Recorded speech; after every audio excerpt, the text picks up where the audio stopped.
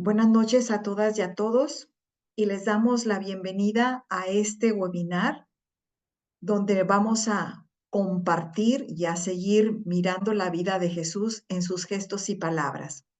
Antes de eso, quiero decirles que ya llevamos esos webinares que ustedes están viendo en la pantalla desde el mes de marzo. Entonces ya son 6 y vamos por el 7º. Pero antes les voy a compartir otra pantallita donde les quiero enseñar algo muy importante, ¿sí? En esta pantalla yo les estoy compartiendo nuestra página web que se llama educaterstj.com. En esta página, ustedes si se meten ahí y bajan, se van a encontrar con talleres, nuestras conferencias y cápsulas formativas. Siguen bajando en educaterstj.com y aquí se van a encontrar los webinarios y también se pueden inscribir desde aquí. Aquí está el que vamos a tener el día de hoy. Si ustedes siguen bajando, encuentran unas cápsulas formativas para quien le pueda interesar, pero acá viene en YouTube nuestras conferencias. Entonces, nosotros en educaterstj.com tenemos espiritualidad, conferencias académico-pedagógicas de desarrollo humano, encuentro con lo femenino, creativo artístico y en red con otros. Si ustedes cliquean aquí en la parte de espiritualidad, los va a llevar a nuestra lista donde están todas las conferencias con relación a la espiritualidad. Aquí nos encontramos esta que también nos dio Pedro Pablo de muchos sabores, muchos colores en 2 sesiones. Y si seguimos bajando, nos vamos a encontrar también aquí otra desde lo pequeño y situado. Y si seguimos bajando, se darán cuenta que ya nos encontramos con los gestos y palabras de Jesús, la que se dio aquí, donde Jesús lava los pies a los amigos, expulsa a los mercaderes, la samaritana, sanador herido, jardinero y cuando inaugura una nueva comunidad.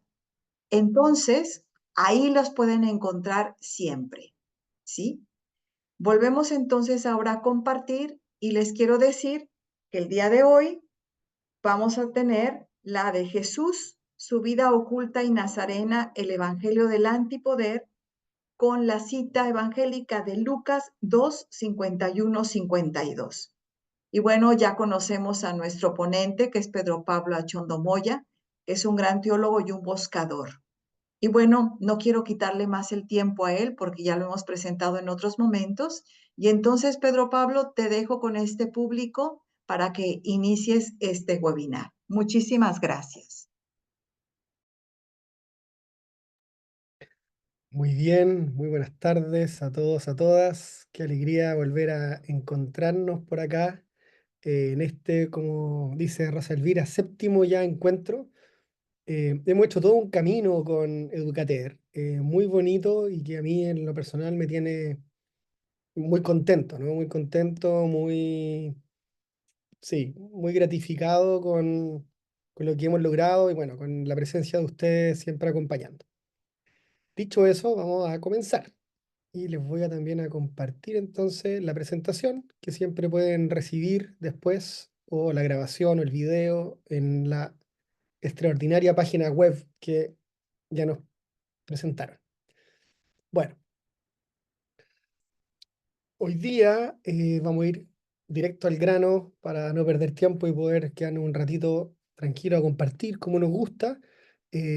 Con Jesús y a sus gestos y palabras vamos a tratar el tema de la vida oculta y nazarena con este subtítulo provocador. Ya ustedes saben que este ciclo bíblico busca eso, ¿no? En el buen sentido de la provocación, es decir, removernos un poco, desajustarnos, sacarnos de nuestros espacios de confort para dejar que la palabra de Dios nos remezca, ¿no? Nos mueva, nos amarree como un trueno. Así que le pusimos como subtítulo El Evangelio del Antipoder. Y, como siempre, invito a que puedan sacar sus Biblias, Nuevos Testamentos, para que sigamos la lectura del día de hoy. Y la lectura de esta divagación bíblica es breve, a diferencia de otras, ¿ya? Es muy breve, pero no por eso menos importante y profunda. Y como yo le he dicho en otro momento, la lectura bíblica en común en esta sala virtual la hacemos invocando el Espíritu Santo y es también para nosotros la oración de inicio de cada conversación, de cada círculo bíblico. Entonces, del Evangelio según San Lucas, bajó Jesús con ellos, vino a Nazaret y vivía sujeto a ellos. Su madre conservaba cuidadosamente todas las cosas en su corazón. Jesús crecía en sabiduría, en estatura y en gracia ante Dios y ante los hombres.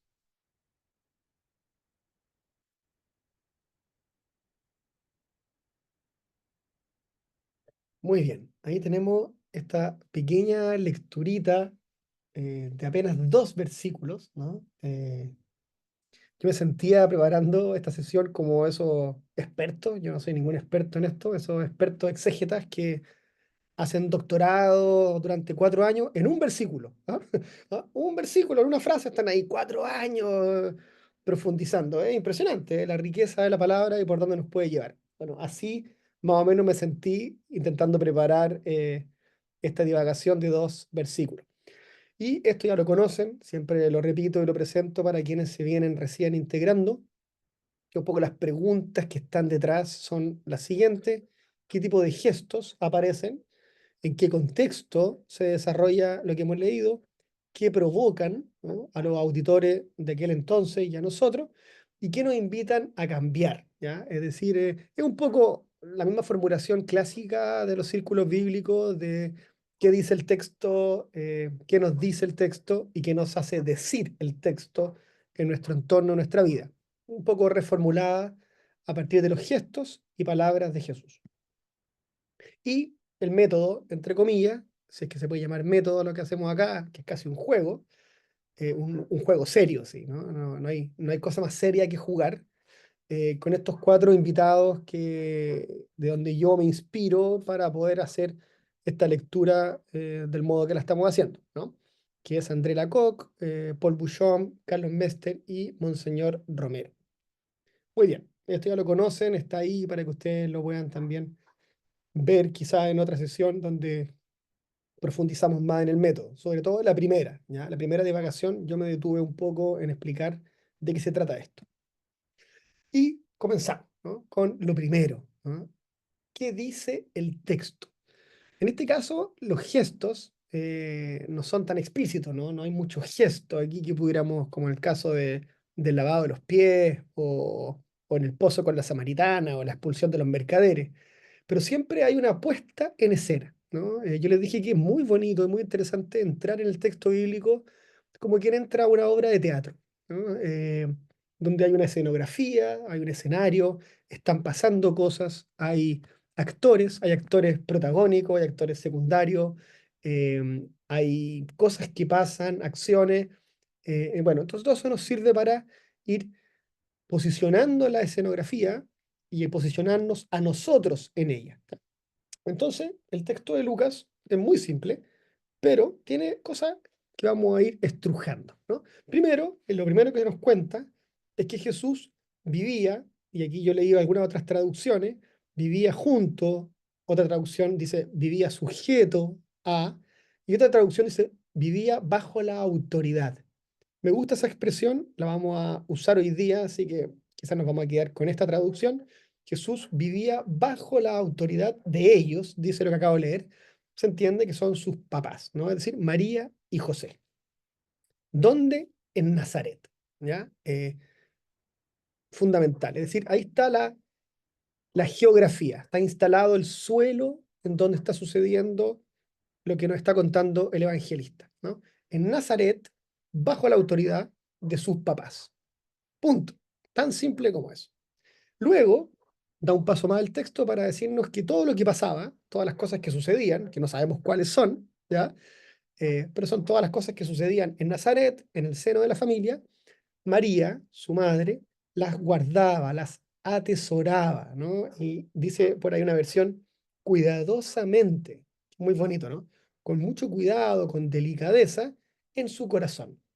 Sabemos que el corazón, en las escrituras bíblicas y para los autores bíblicos, no es símbolo del amor, ¿no? Como hoy día a veces incluso, o del me gusta, ¿no? Uno cuando quiere hoy día decir que le gusta mucho algo, pone un doble clic y manda un corazón, ¿no? Ustedes han visto en esas fotos de las redes sociales, el corazón se transformó en una forma de decir, me gusta lo que estás haciendo. Bueno, el corazón en la tradición bíblica es otra cosa, es el centro vital, ¿no? Es el centro donde confluye la vida, uno podría decir. Es decir, cuando uno dice que Jesús, por ejemplo, conocía el corazón humano, está diciendo que conocía el interior de la persona, ¿sí? Su intimidad, su vida, en el fondo, ¿no? Es la vida. Entonces, el corazón como símbolo de la vida. Entonces, ¿qué significa esto? Que María, todas las cosas que estaban sucediendo en torno a Jesús, en el seno de su familia, en Nazaret, ella las guardaba en su vida, ¿no? Las hacía suya en su propia vida. Luego, se nos dice que Jesús crecía, y vamos más adelante a profundizar en esto, en tres cosas, en sabiduría, en estatura y en gracia, ¿ya? Por ahora solamente los voy a nombrar. Estas son lecturas que nosotros conocemos de memoria, y a mí me gusta que justamente son estas las que estamos trabajando. Son lecturas que hemos escuchado en misa, en predicaciones, en catequesis, en pastorales juveniles, donde sea que estamos. Esta lectura, sobre todo, ¿no? Por el hecho de María guardada en su corazón, es una lectura muy clásica, ¿no? Se lee siempre que uno quiere como decir algo sobre la madre, ¿no? El papel de la madre, bueno, guardaba todas las cosas en su corazón. Y Jesús crecía en sabiduría, estatura y gracia. Por último, delante de Dios y delante de los hombres, ¿ya? En una traducción más nuestra, sabemos que aquí hombres es la humanidad, ¿no? Es el resto, son las personas. Es decir, Jesús crecía en sabiduría, estatura y en gracia delante de Dios y delante de su comunidad, ¿ya? Bueno, ahí están los elementos, no son muchos más, no hay por dónde escarbar. Yo no, aquí no podía seguir buscando porque está explicitada casi la lectura entera delante de ustedes en esta lámina. Entonces, vamos a ir entrando en el tema, ¿no? ¿Por dónde entrar? Esa es la pregunta. Bueno, yo quiero entrar por Nazaret, ¿sí? Quiero entrar por Nazaret. ¿Por qué? Porque estamos hablando de la vida oculta y se nos está diciendo que Jesús vivía bajo la autoridad de sus padres en Nazaret. Y mucho tiempo, ¿cierto? El texto después continúa con ya Juan Bautista, con Juan Bautista. Es decir, ¿cuántos años han pasado? ¿Cuánto tiempo estuvo Jesús en esa, entre comillas, vida oculta, vida familiar? Es interesante que se le llame vida oculta, no sé si ustedes han escuchado esta expresión, pero cuando a veces se refiere a la vida en Nazaret, se le dice su vida oculta. No sé si me gusta tanto, ¿ya? Tiene algo bonito, ¿no? Jesús, digamos, en el seno de la familia, pero oculto es como si estuviera escondido, ¿no? Como si se hubiera ocultado y nada que ver, ¿no? Él simplemente está viviendo una vida normal, la vida de todos los niños, la vida de todos los adolescentes, la vida como cualquier joven judío palestino de su época, ¿ah? Y ahí está en el seno de su familia. Bueno, Nazaret, ¿ya? Nazaret aparece en el Nuevo Testamento 12 veces, ¿sí? 12 veces. La mayoría de las veces como genitivo. ¿Qué significa eso? Como una denominación que refiere a Jesús, es decir, Jesús de Nazaret, ¿sí? Como una vinculación geográfica, uno podría decir también familiar, tribal, eh, y vinculada a un pueblo, una aldea, ¿no? Ahí investigando sobre Nazaret, los últimos hallazgos, digamos, dicen que era una aldea pequeña, donde podrían haber vivido entre 200 y 450 familias, perdón, personas. 450 personas, es decir, realmente estamos hablando de un caserío, diríamos, en chileno, no sé cómo en otros países se puede llamar, es decir, algunas casas por ahí, otras por allá, y no mucho más, ¿no? No mucho más. Una pequeña sinagoga, probablemente, y el resto, lugar para las ovejas, para el trabajo, del campo, en un sector rural. Bueno, en Juan 1:46 buscando y escarbando, ¿qué pasa con Nazaret? ¿No? ¿Por qué Nazaret? ¿Y por qué Nazaret no aparece nunca como algo relevante, ¿no? En la tradición bíblica? Al punto que en Juan 1:46, ¿cierto? Natanael, uno de los después discípulos de Jesús, pregunta, ¿no? ¿Acaso puede salir de Nazaret alguna cosa buena? Es decir, no solo Nazaret es un lugar poco importante, ¿no? Y ya le vamos a poner un nombre más fuerte a esto, sino que también es cuestionable, ¿no? Yo no sé la fama que tenía Nazaret, pero es raro decir, ¿qué, qué puede salir de Nazaret? ¿Qué podemos esperar de alguien que viene de Nazaret? En Mateo 4:13 se nos cuenta que Jesús en algún momento, sobre todo después de la predicación de Juan Bautista, él deja Nazaret, ¿ya? Es decir, tiene un tiempo definido, esa vida bajo la autoridad de sus padres, esa vida, entre comillas, oculta, de niño, de joven. Tiene un tiempo limitado, porque después él deja Nazaret y se va a residir momentáneamente en Cafarnaúm, ¿ya? Sabemos que después Jesús, cuando comienza su vida pública, ¿no? Su vida más bien errante, de itinerante, ya no tiene una casa, digamos, propia, no tiene un lugar propio. Va de casa en casa, acogiendo invitaciones de diferentes personas. Bueno, pero uno de sus primeros lugares para quedarse fue Cafarnaúm. Después Mateo 2:23 tiene esta expresión muy rara, ¿no? Cuando dice en una lectura, no lo voy a leer ahora, dice, refiriéndose al Mesías, ¿no? O al que estaban esperando, será llamado Nazoreo. Esto es algo que poco leemos, ¿no? Poco se dice, porque algunos comentadores se preguntan, ¿no? ¿De dónde sale esa expresión? Y aparte, el Evangelio la pone como si fuera una cita bíblica, ¿no? Cuando, por ejemplo, se cita al profeta Isaías o se cita, qué sé yo, algún texto bíblico, un salmo. Aquí aparece como si fuera una citación, pero no hay ninguna citación bíblica donde aparezca esta expresión. Será llamado Nazoreo. ¿Ah? ¿Es un error de Mateo? No lo creo, ¿no? ¿Qué quiso decir con esto? ¿A qué se refiere? ¿Qué es Nazoreo? ¿Es lo mismo que Nazareno? Bueno, ya hay una discusión que simplemente la comento aquí porque me parece interesante conocerla, ¿no? ¿Qué más podemos decir de Nazaret? Nazaret a veces también se ha confundido, ¿ya? Con lo que se llama el voto del nazireato. ¿Ah? Y es posible, voy a volver atrás, que el nazoreo también tenga que ver con ese voto de nazireato o nazareato. Bueno, ¿qué es eso? Ahí ustedes pueden después leer Jueces 13:5, donde se remite a Sansón, ¿no? Que no se cortaba el pelo porque había hecho un voto de nazireato, ¿no? Bueno, ¿de dónde viene este voto? ¿Qué es esto? Viene de la palabra nazir, nasur en algunos casos, que era un voto de consagración, ¿no? Un voto de, de dedicación a Dios. Y como dedicación a Dios, algunas personas, por ejemplo, no se cortaban el pelo, ¿sí? Durante, no sé, mucho tiempo. Eh, Se pregunta, porque tampoco, digamos, hay seguridad absoluta, de que Pablo de Tarso, ¿no? San Pablo, según el texto de Hechos 18:18, podría haber también él hecho un voto de nazireato, de consagración.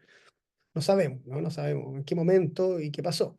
Y lo mismo con Juan Bautista, ¿no? Juan Bautista en Lucas 1:15, eh, esto lo puedo leer porque está aquí cerquita nuestro, simplemente para que ustedes vean de qué estamos hablando. Lucas 1:15 dice, está hablando del anuncio del nacimiento de Juan Bautista, porque será grande ante el Señor, ¿no? El Bautista. No beberá vino ni licor. Eso era muy típico del Nazir. Estará lleno de Espíritu Santo ya desde el seno de su madre. También, ¿no? Es decir, las personas que hacían voto de nazireato se creía que ya venían consagrados desde el seno de su madre. No bebían alcohol, tenían una serie de restricciones y entre una de ellas no cortarse el pelo. Bueno, ese era el nazir. Probablemente, ¿no? Algunas personas han discutido si nazireato tiene algo que ver con Nazaret, ¿ya? Como raíces. Yo creo que no. ¿ya? Yo creo que no, me parece que incluso decir Jesús de Nazaret, ¿no? Y vincularlo con el Nazir es una cosa demasiado aventurada y que en realidad no junta ni pega, ¿ya? Es decir, Jesús no era un Nazir, no hizo un voto de nazireato y no practicaba las cosas que aquí nos están diciendo, de que no beberá vino ni licor, etcétera, etcétera, etcétera. No se cortará el pelo, qué sé yo. Eh, Hay otra palabra interesante que también aparece por ahí, que es Neser, ¿ya? Neser, que significa corona, ¿no? Entonces a veces se vincula, por ejemplo, al rey David, que el rey David, él sería un Neser, es decir, él sería un rey poderoso, ¿ya? La corona como símbolo del poder. Comento esto para que ustedes vean las raíces que están detrás de Nazaret, Nasir, Neser, cómo las palabras van confluyendo, pero al mismo tiempo se van distanciando, ¿ya? ¿Se van distanciando de qué? Se van distanciando de la práctica de Jesús. Eso es lo que yo un poco quiero transmitir con esto, con esta raíz hebrea. Es decir, si Jesús es de Nazaret, bueno, él no es Nasir, no es de Nasir, no es del Nazireato, si se quiere decir de alguna forma, y mucho menos pertenece al Neser, es decir, a los que usan corona, a los reyes, a los que tienen poder. ¿Ya? Entonces vamos a ir entrando de a poco, miren, en la idea de que la vida oculta es también una vida de no poder, ¿sí? O del antipoder, quizás, como lo pusimos al inicio. Bueno, sigamos avanzando. Como sabemos, quizás esto lo saben, o si no lo saben, bueno, ahora lo estamos sabiendo, que Nazaret no es nombrada en las escrituras hebreas, ya en el Antiguo Testamento. Pero, y esto es lo más impresionante, tampoco es nombrada en los escritos geográficos y en los escritos de historiadores del siglo I. Es decir, el gran historiador judío, ¿no?, que escribe la guerra judía, que es Flavio Josefo, no nombra a Nazaret. Entonces, cabe preguntarse, ¿no? ¿Por qué la ausencia, ¿no? ¿Por qué la ausencia de un pueblo, de un nombre, de una aldea? Eh, bueno, creo yo que estamos entonces frente a un lugar de poca significancia, por lo menos para los textos bíblicos, ¿no? Para la tradición bíblica, Nazaret era insignificante. Y me parece bueno decirlo, ¿sí?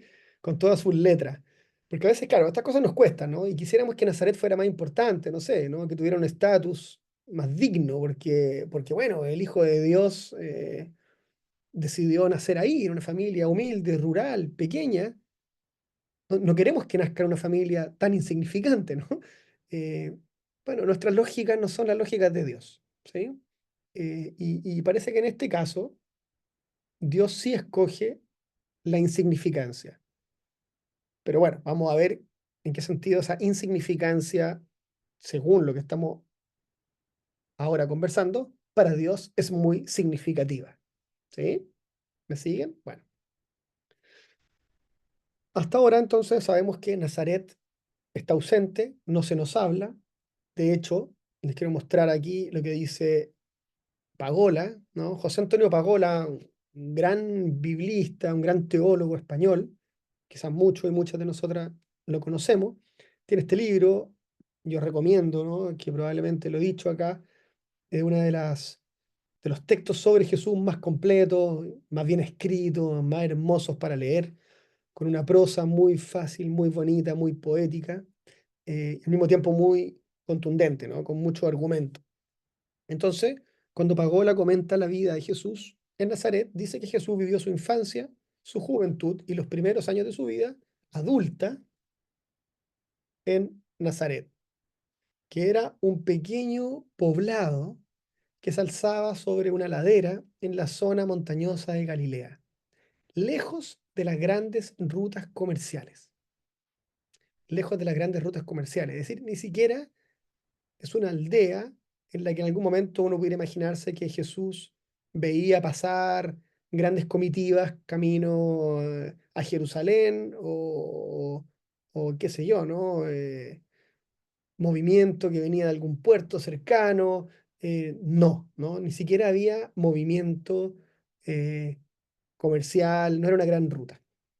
Jesús es un hombre de mentalidad rural, más que urbana, el conocimiento del contexto sociocultural y religioso permite reconstruir de manera plausible algunos aspectos sobre su oficio de artesano y su educación en el seno de una familia judía.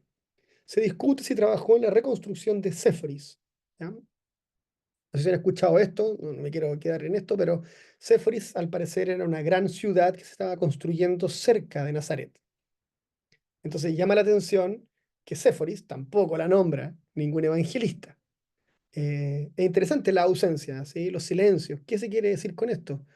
Que para la vida de Jesús, Séforis también era insignificante. Siendo que Séforis era una gran ciudad, era la ciudad, una especie de ciudad griega dentro de Palestina, ¿ah? Donde había mucha mano de obra. Entonces, por eso llama la atención. Si necesitaban carpinteros, trabajadores, albañiles, artesanos, bueno, ¿por qué José y Jesús no fueron a trabajar a Séforis? Bueno, no se nombra, no sabemos, no hay datos. Que en esos años estaba siendo restaurada por Herodes Antipas. No mucho más, no hay mucho más que comentar, ¿no? Pagola nos dice solamente esto, que Jesús de mentalidad rural vivía gran parte de su vida. Y por eso esto es relevante, ¿no? Nosotros nos quedamos mucho con la vida pública, las parábolas, Jesús predicando, los gestos de sanación, y está bien, pero pareciera que toda su vida de infancia, adolescencia, es decir, donde se forma la persona humana, sabemos tan poco, sabemos tan poco, ¿no? Se nos cuenta tan poco. Un argumento para decir por qué es porque no tuvo nada extraordinario y porque fue una infancia como la de cualquier niño de la época, ¿sí? Vamos a dar un paso más, ¿sí? En esta divagación. Y es la propuesta, digamos, ¿no? La propuesta de lectura bíblica, digamos, de interpretación que aquí estamos haciendo.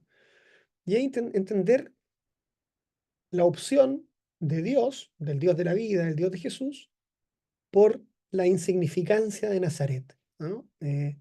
¿Por qué no regalarle al hijo, por decir así, la mejor formación como doctor de la ley, ¿no?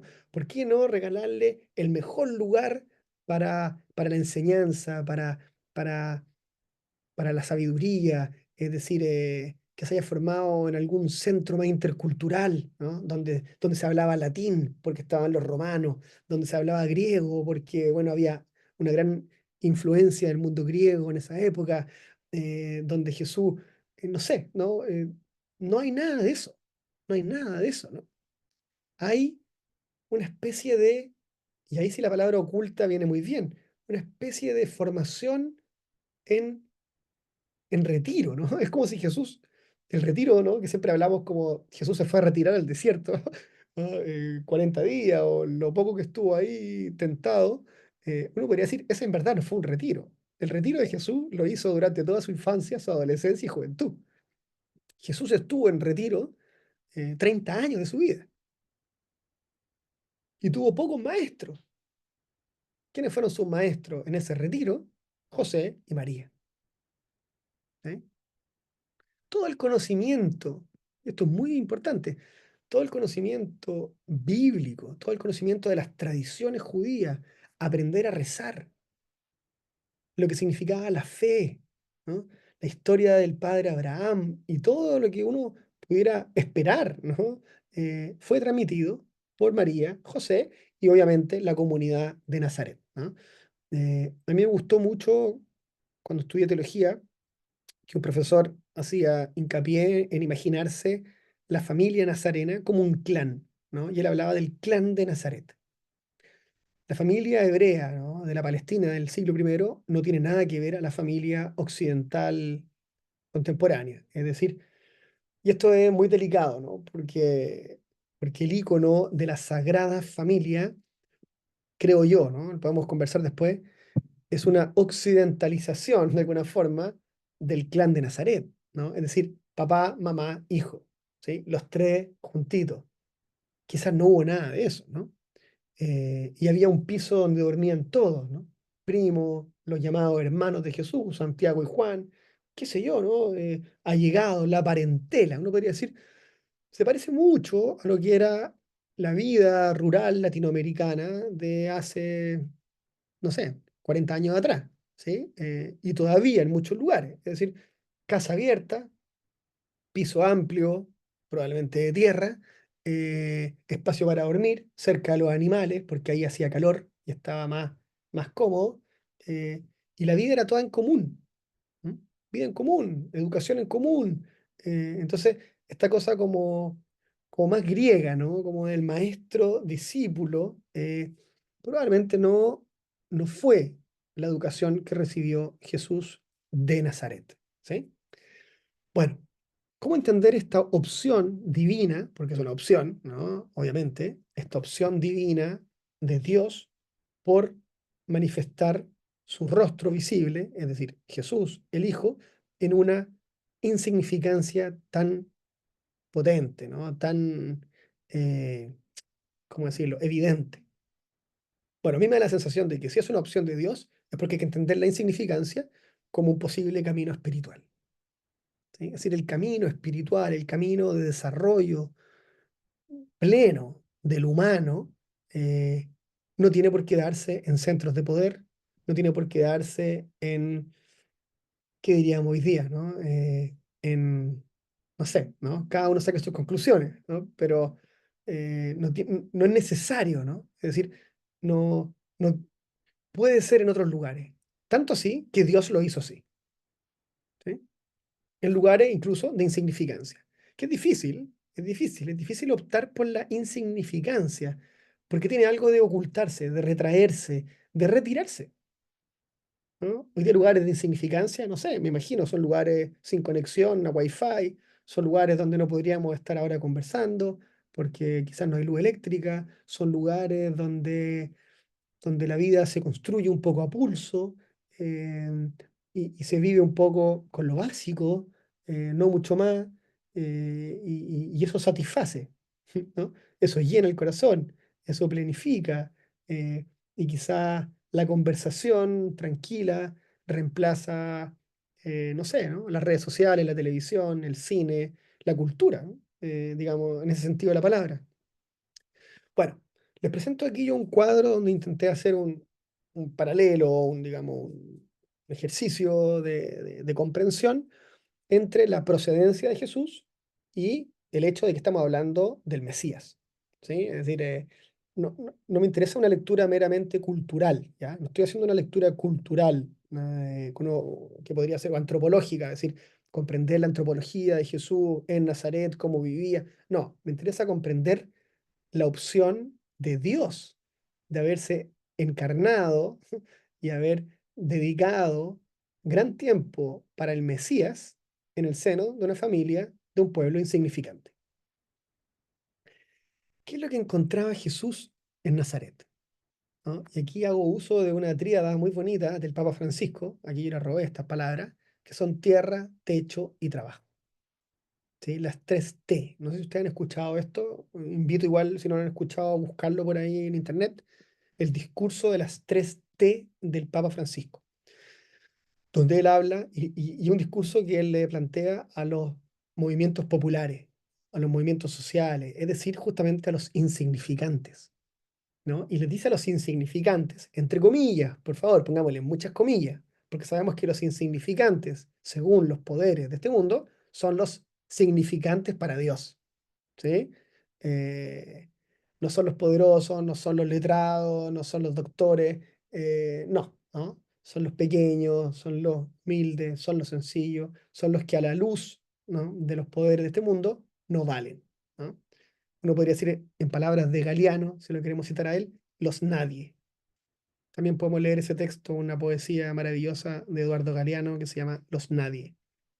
Bueno, ¿qué dice el Papa? Dice, ustedes que tanto esfuerzo hacen al día a día por las tres T, por tierra, techo y trabajo. Tú no podrías decir, eso Jesús lo tiene en Nazaret.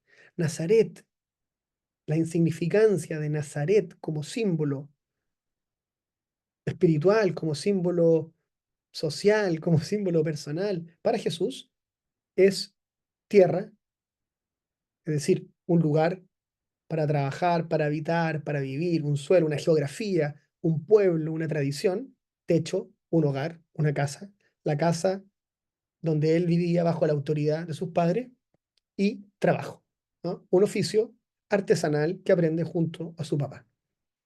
No sabemos mucho cómo lo ejerció, cuánto tiempo lo ejerció, dónde lo ejerció, pero los estudios dicen que es casi evidente que el hijo aprendía el oficio del padre.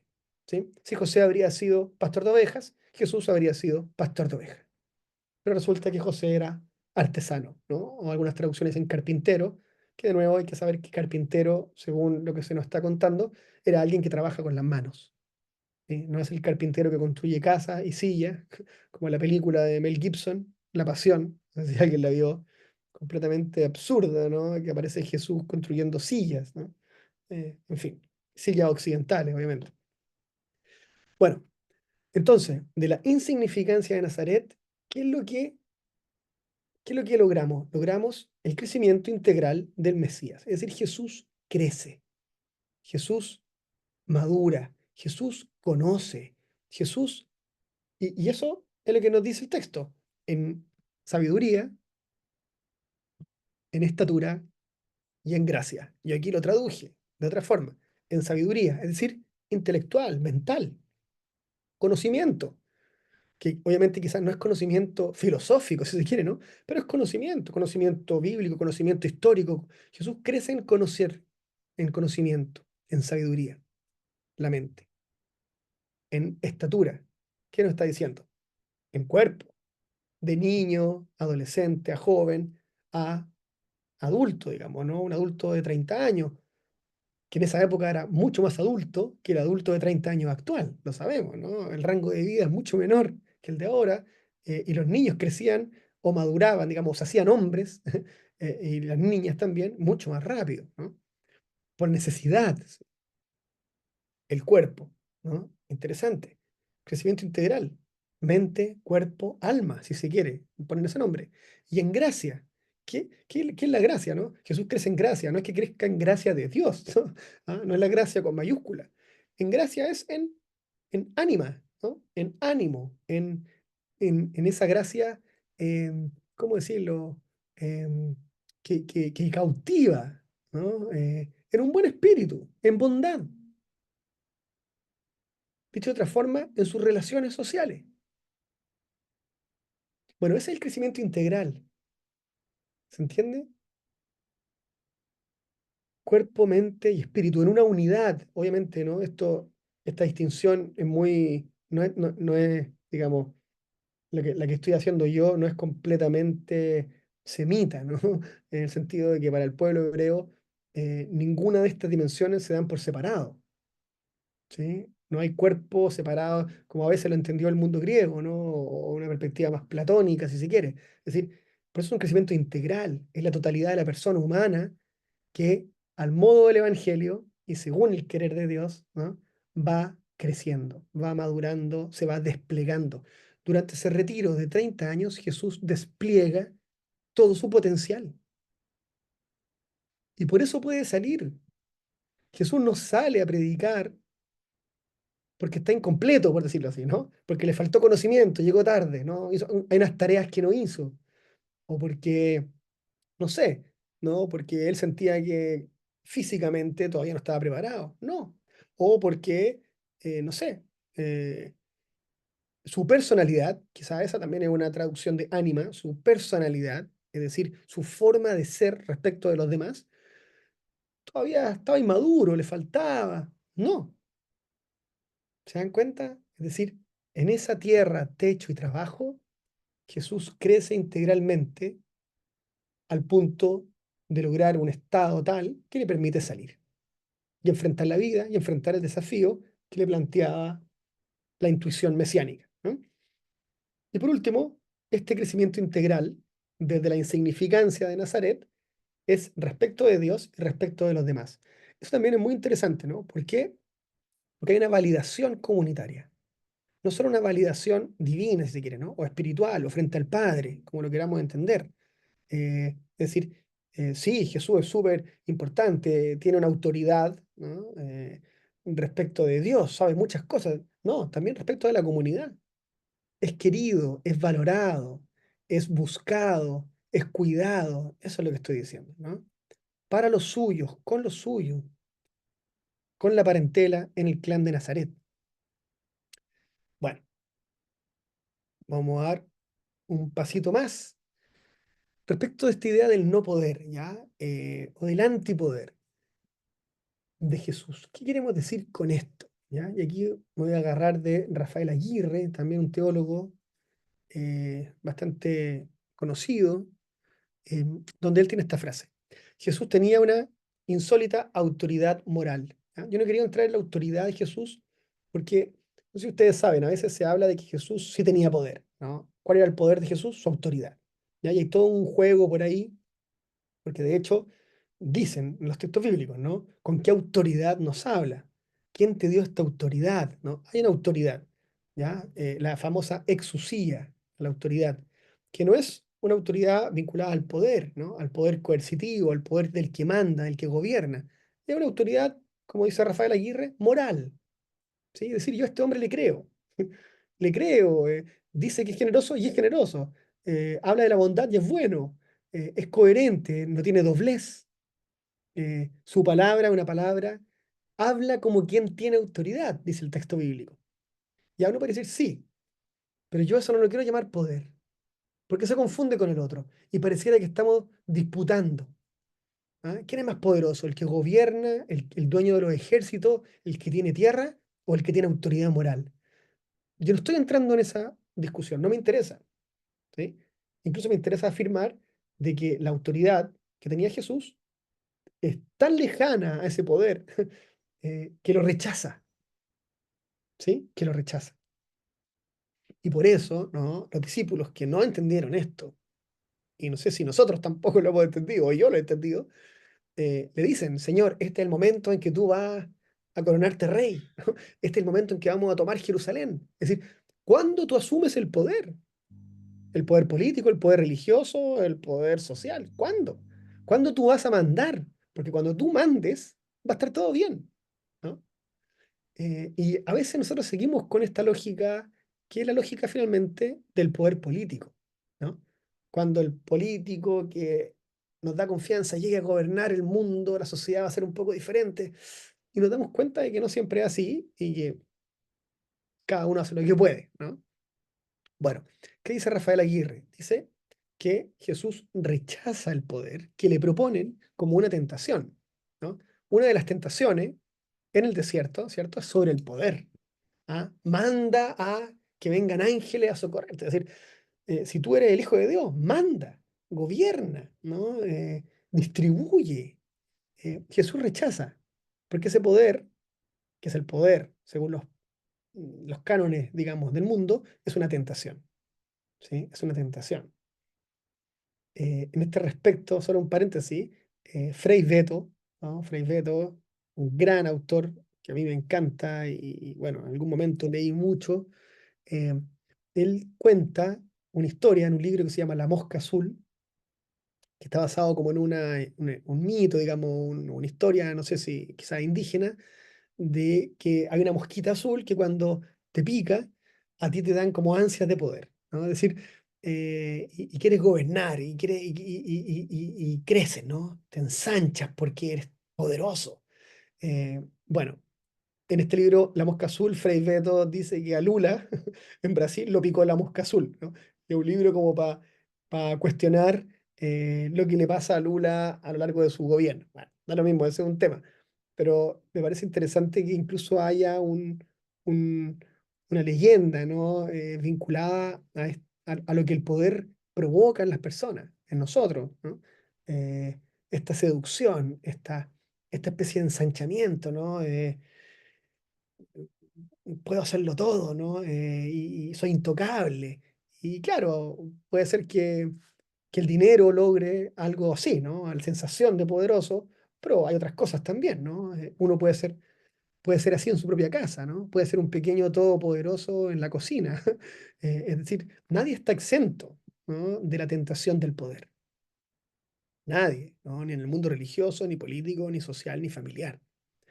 Eh, bueno, Jesús habla y actúa a partir de una profunda e íntima experiencia de Dios, ¿no? Claramente, su exusía, es decir, su autoridad, viene de Dios y viene esa experiencia profunda e íntima, ¿sí? No viene de otro lugar. Si Jesús tiene algún poder, insisto, para ocupar la palabra, es solamente la experiencia que le regala Dios. Es el poder de haber tenido una experiencia única, profunda, maravillosa de Dios. Eh, pero eso en ningún caso lo hace poderoso. ¿Me explico? Eh, no, al contrario, ¿no? Eh, bueno, y Rafael Aguirre termina diciendo, los valores escatológicos y definitivos que propone Jesús son incompatibles con el uso del poder. Esto es muy potente, por eso lo destaqué, que es siempre expresión de lo provisional y relativo. ¿Qué está diciendo? Está diciendo que el poder, ¿no? Como se entiende, es decir, lo repito, ¿no? El poder de gobierno, el poder de administración, el poder de mandar, el poder de distribuir, el poder de, qué sé yo, es provisional y relativo. Por eso a Dios no le interesa ese poder, ¿no? Se ríe de ese poder. Y los valores que él propone, y aquí nos dicen valores escatológicos definitivos, tienen que ver con otra cosa, ¿no? Con otro camino, con un camino que, que no se acaba en este mundo, ¿no? Un camino que no se planifica de esta forma o de nuestras formas. Es muy sano, ¿no? Es muy sano poder entender que el poder es provisional y relativo. La autoridad de Jesús es escatológica. ¿Ya? Esta palabra es un poco difícil, pero quiere decir eh, que es parte de un proceso que se planifica después de la muerte. ¿Sí? Lo escatológico alude a una realidad que todavía no ha llegado a su plenitud, pero que está en camino a. ¿Sí? El famoso sí, pero todavía no, ¿no? O ya, pero todavía no. Y por eso me gusta llamarlo antipoder. No es solo el no poder, no solo es que Jesús fuera impotente, y en parte en alguna medida lo era, como cualquier persona, ¿no? Sino que él rechaza las formas de poder que las sociedades se han o nos hemos entregado, ¿no? Nos hemos creado, porque nosotros nos creamos esta forma de poder, ya sean las de los tiempos de Jesús, que era el poder, digamos, militar y autoritario de Roma, o el poder autoritario de los religiosos poderosos de la época, eh, o el poder de los violentos de la época. Jesús rechaza, ¿no? Rechaza el poder violento, rechaza el poder religioso, rechaza el poder social, rechaza el poder militar. Interesante, ¿no? Es decir, cómo, cómo crear comunidad, ¿no? ¿Qué es lo que entonces, qué propone? ¿No? O digamos, con qué herramientas desarrolla su camino? Bueno, con las herramientas de la insignificancia, ¿sí? Eso es un poco el texto lo que a mí me provoca decir, ¿no? Con las herramientas que él descubrió en Nazaret. Si se quiere, lo voy a decir de otra forma, con las herramientas domésticas.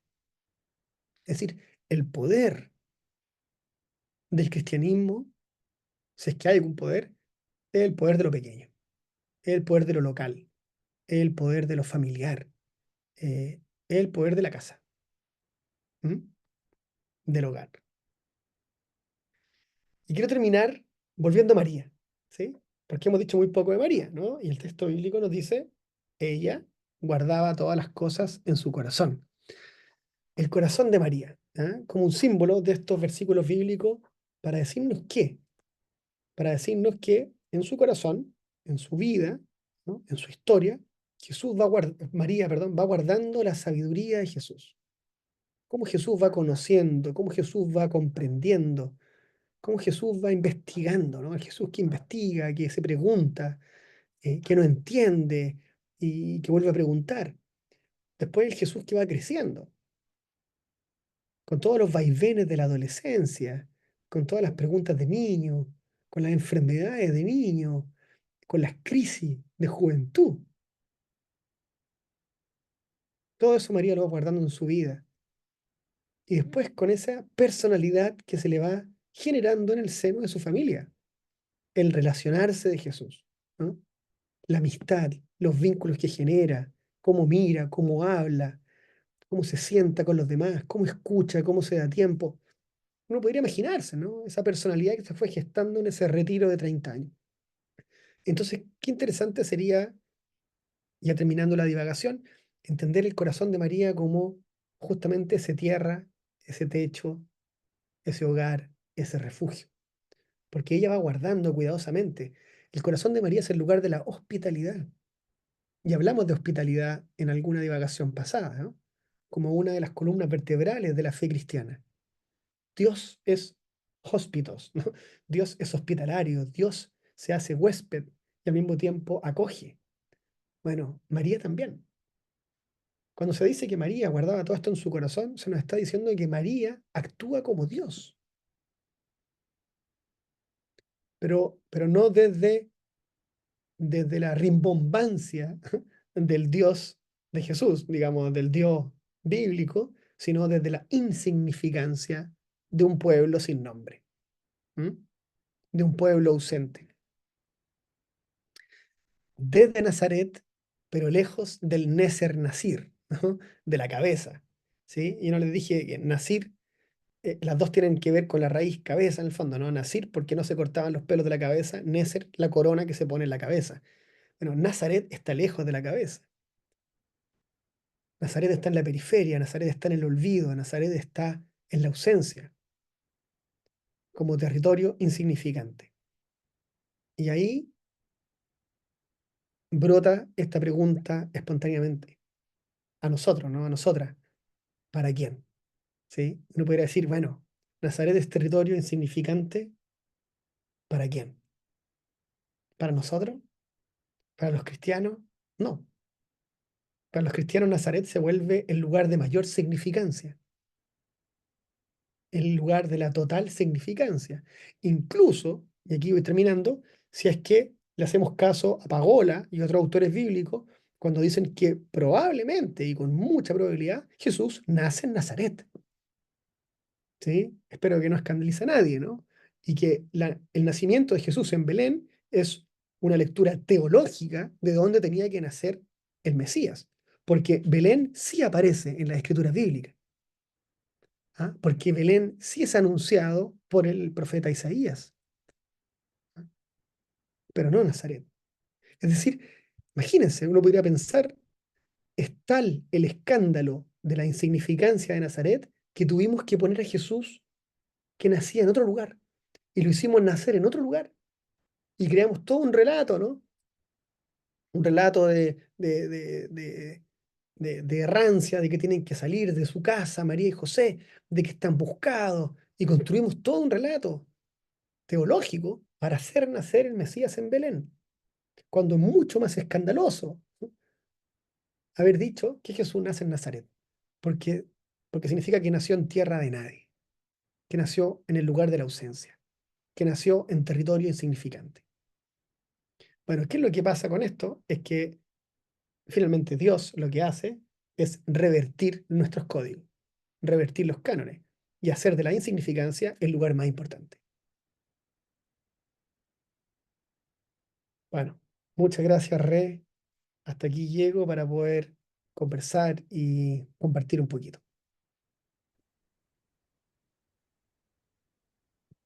Muchísimas gracias a ti. Podemos, te agradecemos mucho y entonces ahorita cortamos la grabación para dar espacio a las preguntas. Gracias por esta divagación tan linda de verdad y que nos pone en una situación de cuál es el antipoder.